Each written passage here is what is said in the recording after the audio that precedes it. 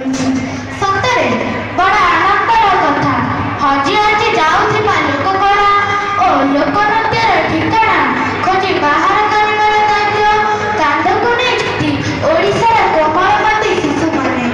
ଆମ କଳା ସଂସ୍କୃତି ସବୁ ତ ସେଇ ପରମ୍ପରାର ସୃଷ୍ଟି। ଆମ ପରମ୍ପରାରେ ତ ଆମ ପରିଚୟ। ମଣିଷ ତାର କର୍ମ ଫଳରେ ଜୀବନ ଭିତରେ ଟିକେ ଖୁସି ପାଇଁ ବିଭିନ୍ନ ପର୍ବପର୍ବାଣିରେ ବିଭିନ୍ନ ଅଞ୍ଚଳରେ ବିଭିନ୍ନ ପ୍ରକାର ନୃତ୍ୟ ଦେଖି ବିଭୋର ହୁଏ। ପ୍ରକୃତିର ତାଳେ ତାଳେ ଆମ ଦେହ ମନ ନାଚି ଉଠେ। ଏଇଥିରୁ ତ ଲୋକନୃତ୍ୟର ସୃଷ୍ଟି। ତେବେ ଆସନ୍ତୁ ନା ଏହି କ୍ରମରେ ବିରିଡି ବ୍ଲକର ସାରସ୍ୱତ ସରକାରୀ ପ୍ରାଥମିକ ବିଦ୍ୟାଳୟ ଦ୍ୱାରା ସାଂସ୍କୃତିକ କାର୍ଯ୍ୟକ୍ରମକୁ ପଲ୍ଲୀରୁ ଦିଲ୍ଲୀ ପର୍ଯ୍ୟନ୍ତ ନେବା ପାଇଁ ଚେଷ୍ଟା କରିବା ଆଉ ସେହିପରି ନୃତ୍ୟ ବା ଲୋକନୃତ୍ୟ ମାଧ୍ୟମରେ ବିଭିନ୍ନ ପର୍ବ ପର୍ବାଣୀର ଆନନ୍ଦ ନେବା। ତେବେ ଆଉ ଡେରି କାହିଁକି, ଆସନ୍ତୁ ନା।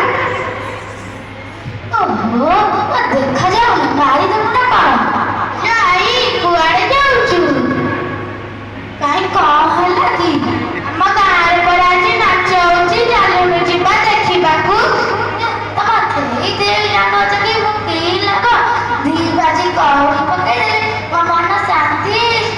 ନାଇଲୋ, ଏଇ ଆମ ନାଚ ଦେଖିଲେ ତ ପିଲା ବେଳର କଥା ମନେ ପଡ଼ିଯିବ। ସତରେ କିଲୋ? ମୋ ପିଲାଦିନ କଥା ମନେ ପଡ଼ିଯିବ?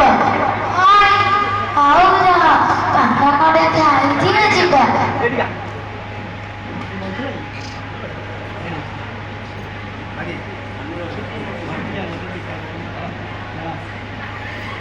ହଉ ଚାଲ ଯିବା।